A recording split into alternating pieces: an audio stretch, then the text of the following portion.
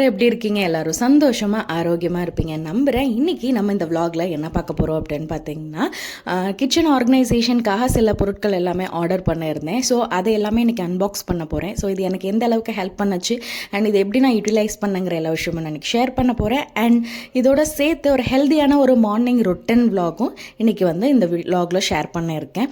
And இது எப்போதுமே நம்ம vlogs எல்லாமே கண்டினியூஸாக ரெகுலராக பார்த்துட்ருக்கிறவங்களுக்கு தெரியும். நம்மளுடைய எல்லா vlogலையுமே கண்டிப்பாக நிறைய ஹேர் கேர் டிப்ஸ் நிறைய சொல்லிட்டு இருக்கோம். பட் இந்த vlogல அது இல்லை. ஸோ அதை எக்ஸ்பெக்ட் பண்ணுறவங்களுக்கு கொஞ்சம் டிசப்பாயின்மெண்ட்டாக இருக்கும். ஸோ அப்கமிங்கில் வரக்கூடிய vlogsல கண்டிப்பாக நான் ஆட் பண்ணிடுறேன். பட் இந்த vlogல மட்டும் கொஞ்சம் கிச்சன் ரிலேட்டட் நிறைய விஷயங்கள் சொல்கிறதுனால நான் ஹேர் கேர் டிப்பை நெக்ஸ்ட் vlogல உங்ககிட்ட ஷேர் பண்ணுறேன். சரி, நான் ஃபஸ்ட்டு பார்த்தீங்கன்னா இது என்ன அப்படின்னா, இது ஃபுட் ரேப்பிங். இதுதான் இந்த ஃபுட் ரேப்பிங் ரோல் பார்த்தீங்கன்னா ஒரு 150 சம்திங் தான் கிட்டத்தட்ட வந்துச்சு. நல்ல குவாலிட்டியோடு இருக்குது. இது எதுக்காக நான் யூஸ் பண்ணேன் அப்படின்னு பார்த்தீங்கன்னா, இப்போ நம்ம எதாவது மேரினேட் பண்ணி வைக்கிறோம், எதாவது நான்வெஜ் எதாவது மேரினேட் பண்ணி வைக்கிறோம் அப்படின்னா பவுலில் அதை ஃபுல்லாக ரேப் பண்ணி வச்சுக்கலாம். இல்லை ஃப்ரிட்ஜில் ஏதாவது நம்ம ஸ்டோர் பண்ணி வைக்கிறோம் அப்படின்னாலும் அதை நம்ம கொஞ்சம் ரேப் பண்ணிட்டு கூட நம்ம உள்ளே வச்சுக்கலாம். ஸோ இல்லை சப்பாத்தி மாவே இப்போ நம்ம போட்டு நம்ம டவ் ரெடி பண்ணி வைக்கிறோம் அப்படின்னாலும் அதையும் நம்ம இந்த மாதிரி இந்த பவுலை கம்ப்ளீட்டாக ரேப் பண்ணி வச்சுக்கிட்டோம் அப்படின்னா இதுக்கு ஹெல்ப்ஃபுல்லாக இருக்கும். ஸோ அதுக்கு தான் இதை நான் வாங்கி வச்சுருக்கேன். ஃபுட் பவுல்ஸ் அந்த மாதிரி இதெல்லாம் கொஞ்சம் ரேப் பண்ணுறதுக்கான ஒரு ரோலு. அடுத்தது பார்த்திங்கன்னா இந்த கிளாஸ் ஜாரை பொறுத்தவரை பார்த்தீங்கன்னா ஒரு 6 பீஸ். நான் எக்ஸ்பெக்ட் பண்ணதை விட கொஞ்சம் டிசப்பாயின்மெண்ட் லைட்டாக. ஏன்னா நான் ஒரு 500 ml குவான்டிட்டியில் நான் ஆர்டர் பண்ணியிருந்தேன்.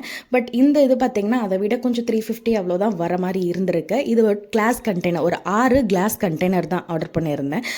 இது அதுக்கு தகுந்த மாதிரி இதெல்லாம் ஸ்டோர் பண்ணலாம் அப்படின்ட்டு நான் யோசிச்சு வச்சேன். பட் அது என்னமோ கொஞ்சம் கம்மி. சரி, திருப்பி இப்போ நான் என்னெல்லாம் யோசிச்சோன்னா அதை கொஞ்சம் சேஞ்ச் அவுட் பண்ணி அதில் என்ன அடக்கமாக கரெக்டாக வருமோ அதுக்கு தகுந்த மாதிரி தான் நான் இப்போ ஸ்டோர் பண்ணி ஆகணும். ஸோ அதை நான் என்னென்ன நான் இதில் ஸ்டோர் பண்ணேன் அப்படிங்கிறதுலாம் அடுத்த vlogல கண்டிப்பாக உங்களுக்கு கிச்சன் ஆர்கனைசேஷன், நம்மளோட இந்த கிச்சனோட கொஞ்சம் கபோர்ட்ஸ் எல்லாமே நிறைய ரீஅரேஞ்ச் பண்ணி ஆர்கனைஸ் பண்ண வேண்டிய வேலையெல்லாம் இருக்குது. ஸோ அதோட உங்களுக்கு நான் அதை ஷேர் பண்ணுறேன். அடுத்து பார்த்தீங்கன்னா இது ஃப்ரிட்ஜில் நம்ம ஸ்டோர் பண்ணுறதுக்கு ஒரு கண்டெய்னர் வாங்கினேன். டப்பர்வேரில் தான் வாங்கினேன். முடிஞ்ச அளவுக்கு ரொம்ப பிளாஸ்டிக்ஸ் யூஸ் பண்ண வேண்டாம் அப்படின்றதுனால கொஞ்சம் இந்த டப்பர்வேர் கொஞ்சம் குவாலிட்டி வைஸ்டு இருக்கும். டப்பர்வேரில் தான் இது வாங்கியிருந்தேன். இது ஒரு 6 பீசஸ் வந்துருந்துச்சு. இது நம்மளை ஏதாவது நம்ம வெஜிடபிள்ஸாக இருக்கட்டும், இல்லை எக்ஸாம்பிள் லெமனே எடுத்துக்கிட்டோம் அப்படின்னாலும் லெமன் இந்த மாதிரி ஜிஞ்சர் இதெல்லாம் நம்ம ஸ்டோர் பண்ணி வைக்கிறதுக்கு, இல்லை பூண்டு உரிச்சு வைக்கிறோம் அப்படின்னா கொஞ்சம் நம்ம ஸ்டோர் பண்ணி வைக்கலாம். கொஞ்சம் ஃப்ரெஷ்ஷாகவே இருக்கும். ஸோ ரொம்ப இப்போ இல்லைன்னா ட்ரை ஆகிடும் இல்லையா, உள்ளே வச்சோமா ஃப்ரிட்ஜ் உள்ள வச்சோன்னா இதில் வச்சோம்னா கொஞ்சம் ட்ரை ஆகாமல் இருக்கும். அப்படிங்கிறதுக்காக கொஞ்சம் ஃப்ரிட்ஜ் ஸ்டோரேஜ்க்காக ஒரு 6 பீசஸ் இதே மாதிரி ஒரு 6 பீசஸ் வாங்கியிருந்தேன். ஃபஸ்ட்டு கூட கொஞ்சம் ஸ்மெல் பண்ணி பார்த்தேன், இல்லை ஏதாவது ஸ்மெல் எல்லாம் வருமா அப்படின்ட்டு. பட் அந்தளவுக்கு பெருசாக ஸ்மெல் இல்லை. அதுக்கப்புறம் லைட்டாக ஒரு மாதிரி அந்த இது இருக்கும் இல்லையா, அந்த மேனுஃபேக்சர் பண்ணுறது. ஸோ அதனால் அதுக்கப்புறம் நல்லா ஒரு டைம் நம்ம சோப் வாஷ் பண்ணி எடுத்த பிறகு அது கம்ப்ளீட்டாக அந்த வாடை எதுவுமே இல்லை. எப்போ எந்த பொருள் கிச்சனுக்காக சம்மந்தப்பட்டு இந்த மாதிரிலாம் வாங்கினாவும் அது கண்டிப்பாக நல்லா 2 times நல்லா சோப் வாட்டர் வச்சு நல்லா வாஷ் பண்ணிவிட்டு அதுக்கப்புறம் கம்ப்ளீட் ட்ரை பண்ணிவிட்டு தான் அதை யூஸ் பண்ணணும். நான் அப்படி தான் அதை பண்ணினேன். ஸோ இந்த பொருட்கள் எல்லாமே ட்ரை பண்ணி வச்சுட்டேன். ஸோ இதை என்னென்னலாம் நான் யூட்டிலைஸ் பண்ணியிருக்கேன் அப்படிங்கிறத அடுத்த vlogல ஷேர் பண்ணுறேன். அண்ட் இது எப்போ எனக்கு இந்த ஆர்டர்லாம் கிடைச்சிச்சு அப்படின்னா எனக்கு ஒரு ஆஃப்டர்நூன் போல் கிடச்சிச்சு. நான் டியூட்டி முடிஞ்சு வந்த பிறகு தான் நான் இது எல்லாத்தையுமே எடுத்து இது அன்பாக்ஸ் பண்ணேன். எங்கள் குட்டீஸ் வந்தோடனே எனக்கு ஸ்நாக்ஸ் வேணும், பசிக்குது அப்படின்னு சொன்னார். சரி, அவருக்காக ஒரு பிரெட் ஆம்லெட் போட்டுடலாம் அப்படின்னு சொல்லிட்டு ஒரு 2 முட்டை உடைச்சேன். இது எத்தனை பேருக்கு இந்த மாதிரி முட்டை ஒரு ஸ்ட்ரோக்கில் அப்படி உடைச்சா டப்புன்னு விழுன்னு சொல்லுங்கள். எனக்கு இது நான் நிறைய டைம் ட்ரை பண்ணுவேன். பட் இருந்தாலும் ஏதாவது ஒரு டைம் 2 டைம் தான் அந்த மாதிரி வருமே தவிர பட் எல்லா டைமும் அந்த சில்லாக விழுவில். ஸோ அந்த மாதிரி தான் எனக்கு எப்போவுமே விழும். இதில் சில டெக்னிக்லாம் சொல்கிறாங்க, ஏதோ ஒரு இந்த பொசிஷன் வச்சு இந்த மாதிரி இப்படி ஒரு தட்டினாவே அழகாக அப்படி வந்துடும் அப்படின்னு சொல்லிட்டு. உங்களுக்கு அதை பற்றி தெரிஞ்சிச்சு, நீங்கள் இந்த மாதிரிலாம் எப்படி இந்த மாதிரி டெக்னிக்காக வடைப்பீங்க அப்படின்னு தெரிஞ்சதுன்னா மறக்காமல் கமெண்ட் பண்ணுங்கள். கண்டிப்பாக நான் அதை ரீட் அவுட் பண்ணுறேன்.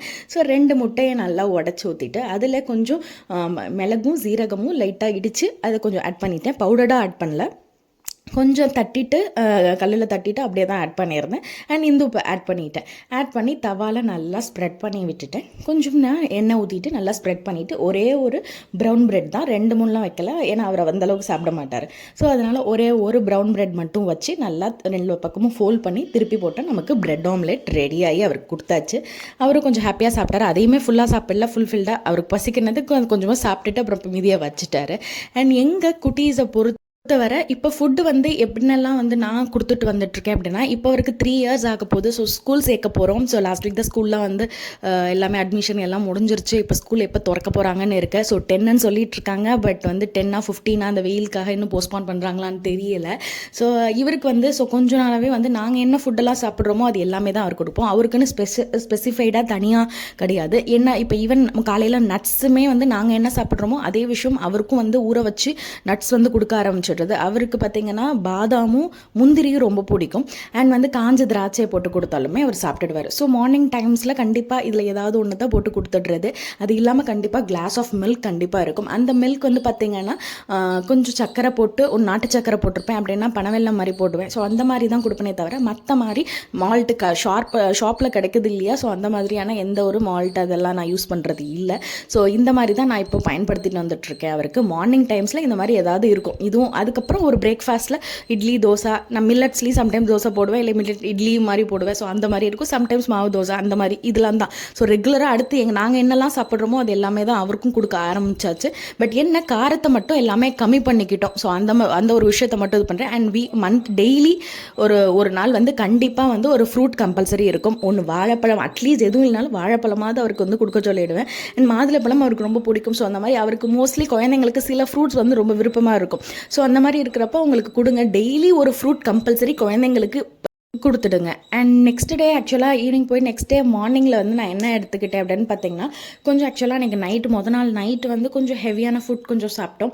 ஸோ அதனால் மார்னிங்கில் ரொம்ப கொஞ்சம் இதாக இருக்கட்டுமே அப்படின்னு சொல்லிட்டு ஃபஸ்ட்டு ஒரு ஃப்ரூட்ஸ் தான் வந்து பப்பாளி இருந்தது. ஸோ பப்பாளியை நல்லா ஃபுல்லாக கட் பண்ணி எடுத்துகிட்டு பப்பாளி சாப்பிட்டுட்டு அதுக்கப்புறமா ஒரு மில்க். இன்னொன்று தெரிஞ்சுக்கோங்க, பப்பாளி வந்து நம்ம சாப்பிட்றோம் அப்படின்னா அது கொஞ்சம் ஹீட் அதனால் இது பண்ணுவாங்க இல்லையா, ஸோ அதனால் ரொம்ப சூடாகிடும் உடம்பு அப்படிலாம். பட் இந்த பப்பாளியை நம்ம சாப்பிட்டுட்டு, பப்பாளியில் ஏகப்பட்ட சத்துக்கள் இருக்குது. நம்ம பப்பாளி ஃபஸ்ட்டு சாப்பிட்டுட்டு ஒரு 10 நிமிஷம் கழிச்சு 10-15 நிமிஷம் கழிச்சு ஒரு கிளாஸ் ஆஃப் மில்க் குடிச்சிட்டோம் அப்படின்னா அந்த சூடெல்லாம் நமக்கு இருக்காது. அதில் இருக்கக்கூடிய நியூட்ரியன்ஸ் எல்லாமே நமக்கு இன்னும் நல்லாவே அப்சர்வ் ஆகி பாடிக்கு வந்து ஹெல்ப் பண்ணும். ஸோ அந்த மாதிரி நான் வந்து ஒரு பப்பாளி ப்ளஸ் ஒரு கிளாஸ் ஆஃப் மில்க் வந்து அன்றைக்கி எடுத்துக்கிட்டோம் மார்னிங்கில்.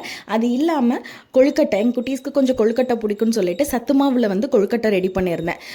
ஸோ அந்த தான் ரெடி பண்ணி கொடுத்துருந்தேன். என்னென்னா சத்து மாவு எல்லாமே ஆட் பண்ணிவிட்டு அதில் வந்து அச்சு வெள்ளத்தை கொஞ்சம் நல்லா தண்ணியில் கரைச்சிட்டு ஃபில்டர் பண்ணிவிட்டு அதுக்கப்புறம் மாவில் போட்டு பெரட்டி எடுத்து ஒரு உருண்டை மாதிரி பிடிச்சு நான் வந்து வேக வச்சு இந்த கொழுக்கட்டையை கொடுத்துட்டேன் மார்னிங். ஸோ மார்னிங்கில் வந்து ஃப்ரூட்டு ப்ளஸ் இந்த மில்க் அண்ட் அந்த கொழுக்கட்டை இதுதான் அன்னைக்கு வந்து எங்களுக்கு மார்னிங் பிரேக்ஃபாஸ்ட்டாக இருந்தது.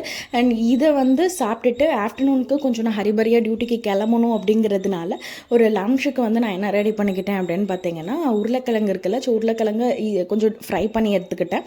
அண்ட் 1 part பருப்பு ரைஸாக எடுத்துக்கிட்டேன். அதாவது வந்து பருப்பு சாதமாக, அதாவது ஒரே இதில் குக்கர்லேயே வச்சுட்டு தனியாக வந்து சாம்பார் வைக்காமல் பருப்பு சாதமாகவே எல்லா காய்கறிகள்லாம் போட்டு பருப்பு சாதமாக கிளறி கிண்டி எடுத்துக்கிட்டேன். இதுதான் லன்ச்சுக்கு நான் ரெடி பண்ணி எடுத்துகிட்டு டியூட்டிக்கு கிளம்பியாச்சு.